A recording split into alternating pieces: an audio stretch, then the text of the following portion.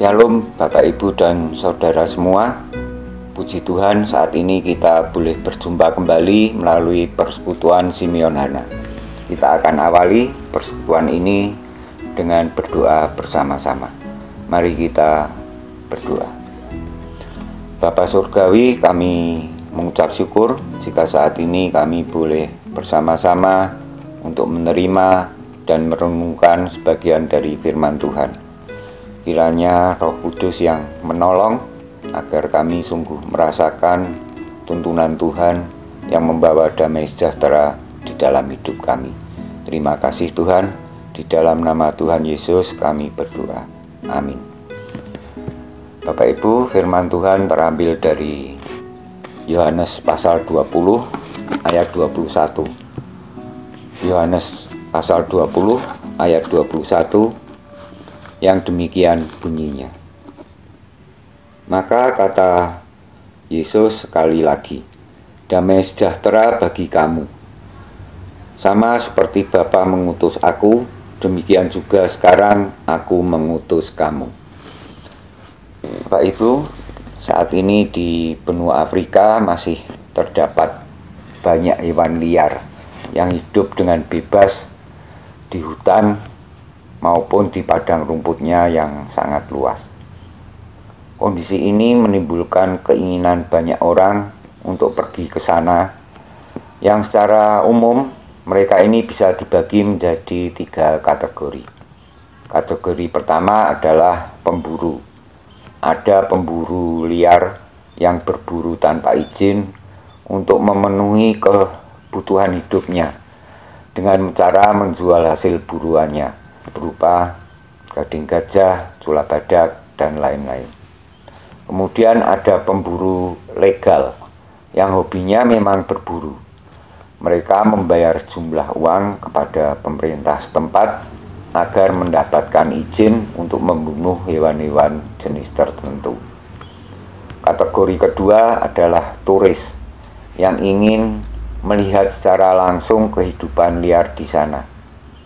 Di kategori ini ada wartawan dan pembuat film dokumenter yang bertujuan mengambil foto atau membuat film. Kategori kedua ini diharuskan untuk berlaku seperti pengamat yang hanya boleh menonton, membuat foto, atau merekam apa yang terjadi di sana. Mereka dilarang membuat kegaduhan dan melakukan gerakan yang akan memancing reaksi hewan. Mereka tidak boleh memberi makan dan harus membiarkan apapun tanpa ikut campur tangan atas apa yang terjadi pada hewan-hewan itu. Kehadiran mereka tidak boleh mempengaruhi setiap kegiatan yang dilakukan hewan-hewan, seolah-olah mereka tidak berada di tempat itu. Kategori ketiga adalah orang-orang yang bekerja untuk pemerintah atau yayasan atau dari keinginannya sendiri untuk melakukan misi penyelamatan dan pelestarian hewan yang dianggap akan punah. Mereka akan berupaya dengan sungguh-sungguh dan berkesinambungan untuk memberikan pertolongan dan pemeliharaan, memberi makan, memperhatikan kesehatannya, dan menyediakan tempat khusus yang sesuai agar hewan yang akan punah tersebut bisa hidup dan berkembang biak dengan baik. Ketiga kategori ini, yaitu pemburu, turis, dan orang yang melakukan misi, adalah gambaran kehidupan seseorang terhadap sesamanya. Apakah ia menjadi pemburu bagi orang lain yang membunuh, menyakiti, membenci, merampas, atau melakukan kejahatan lainnya? Apakah ia sebagai turis dan wartawan yang hanya mengamati, sekedar ingin tahu, kemudian bercerita pada orang lain tentang apa yang telah dialami sesamanya? Mungkin ia bahkan tidak peduli dan tidak ingin tahu sama sekali dengan apa yang terjadi kepada orang lain. Atau apakah ia sebagai orang yang melakukan misi untuk menyelamatkan dan memberikan pertolongan pada orang lain yang membutuhkannya. Bapak Ibu, ketika manusia berdosa dan menjadi seteru Allah, Allah tidak bertindak seperti pemburu yang langsung membinasakan manusia. Allah juga tidak bertindak seperti turis yang hanya menonton dan membiarkan manusia tetap dalam dosa, yang pada akhir waktunya manusia akan mengalami kebinasaan dengan sendirinya.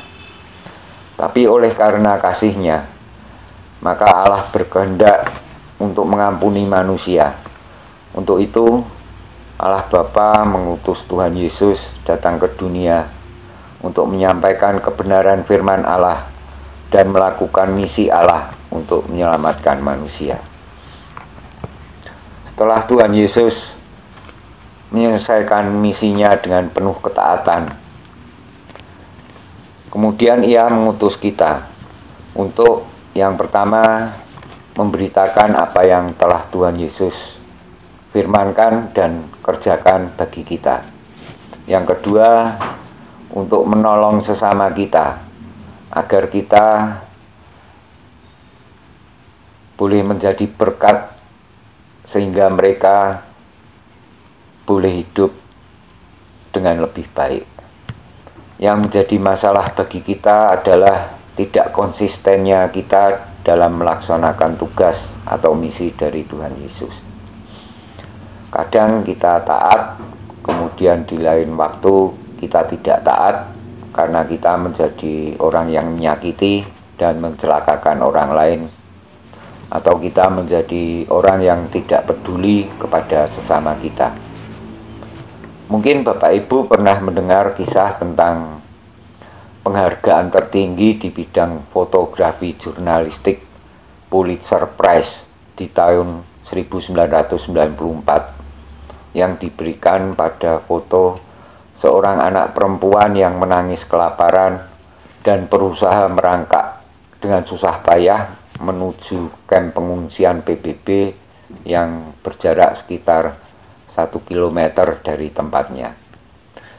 Ia tanpa pakaian, kurus, dengan tulang menonjol di mana-mana, sementara di belakangnya ada seekor burung pemakan bangkai yang mengikutinya dan sudah mencium bau kematian gadis kecil itu dan siap memangsanya.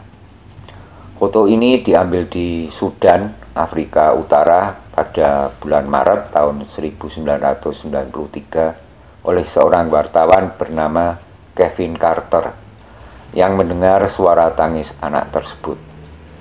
Ia sempat menunggu selama 20 menit supaya burung pemakan bangkai itu pergi. Tapi karena burung tersebut mengikuti anak itu terus, akhirnya ia mengambil foto gadis kecil itu dan burung itu. Kemudian ia meninggalkannya. Di sini mungkin Kevin Carter terlalu menghayati profesi kewartawanannya sehingga ia hanya mengambil foto kemudian pergi. Dan ia mengabaikan bahwa ia diutus oleh Tuhan untuk menolong orang lain. 2 bulan setelah menerima penghargaan bergengsi tersebut, Kevin Carter mati bunuh diri.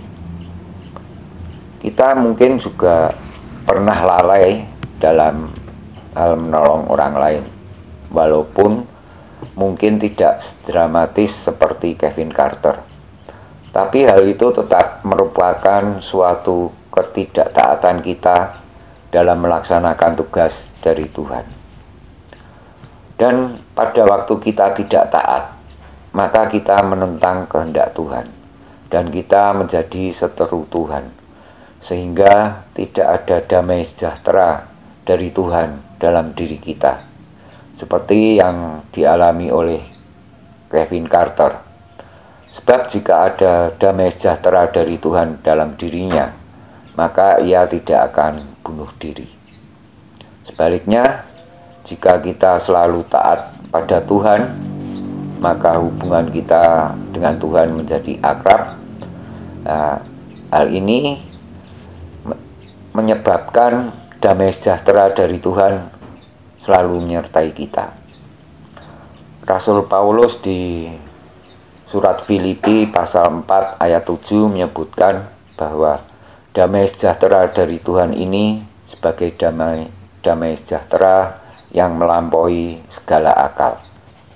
Ini adalah mukjizat dari Tuhan yang kedalamannya tidak bisa kita pahami, di mana damai sejahtera dari Tuhan mampu mengatasi segala kekhawatiran, memberikan ketenangan dan kenyamanan batin, serta berkecukupan walaupun secara fisik dalam penderitaan. Pada waktu Rasul Paulus menjalankan tugas dari Tuhan, entah sudah berapa puluh kali ia mengalami pergumulan berupa bencana alam, penganiayaan, kelaparan, dan lain sebagainya.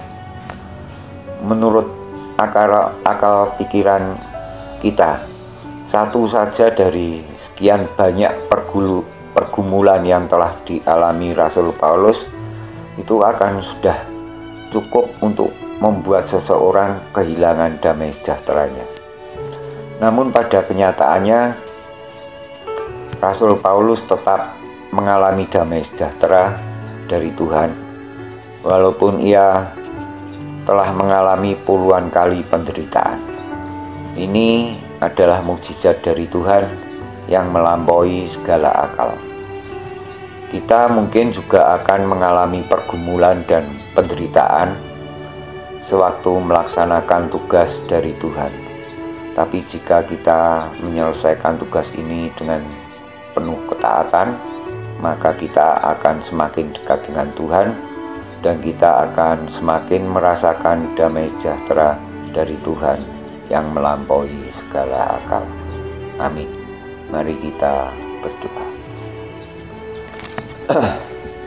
Tuhan, Engkau tidak hanya telah menyelamatkan kami, namun juga telah menjadikan kami sebagai utusan-Mu untuk melaksanakan kehendak Tuhan. Berilah kami kekuatan untuk menghadapi setiap pergumulan yang timbul dalam pelayanan kami. Tuhan juga yang memampukan kami untuk melaksanakan setiap tugas dari Tuhan dengan penuh ketaatan, sehingga nama Tuhan semakin dipermuliakan. Terima kasih Tuhan, di dalam nama Tuhan Yesus kami berdoa. Amin.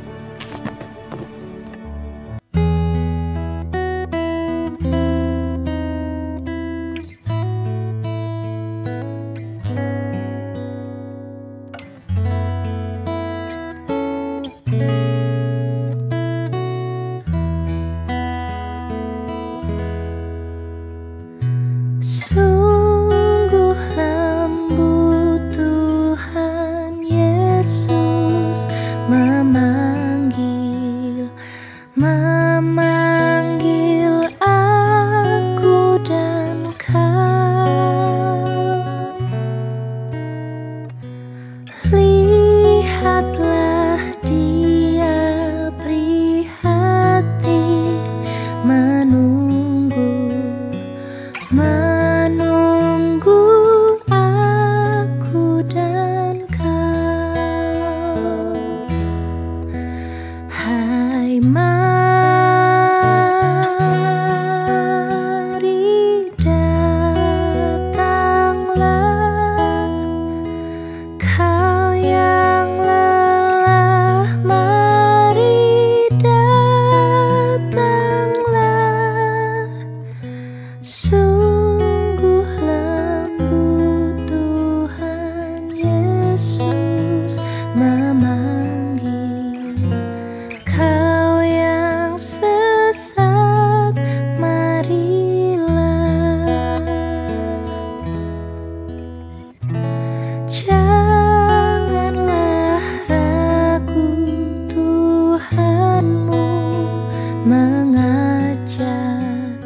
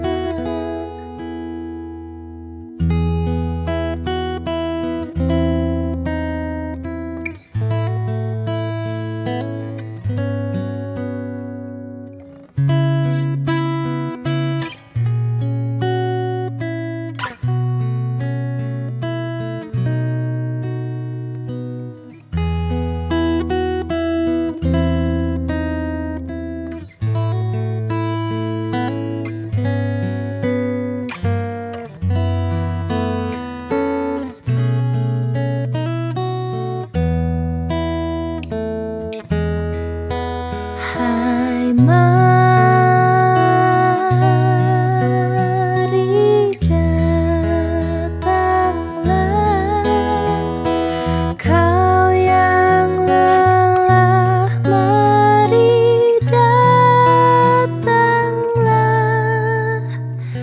Sungguh lembut Tuhan Yesus memanggil kau yang sesat, marilah.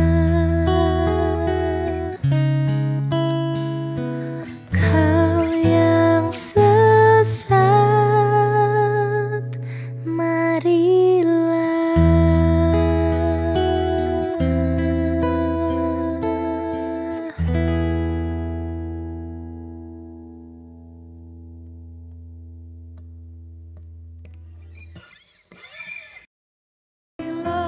Saatnya nanti ku tak berdaya lagi.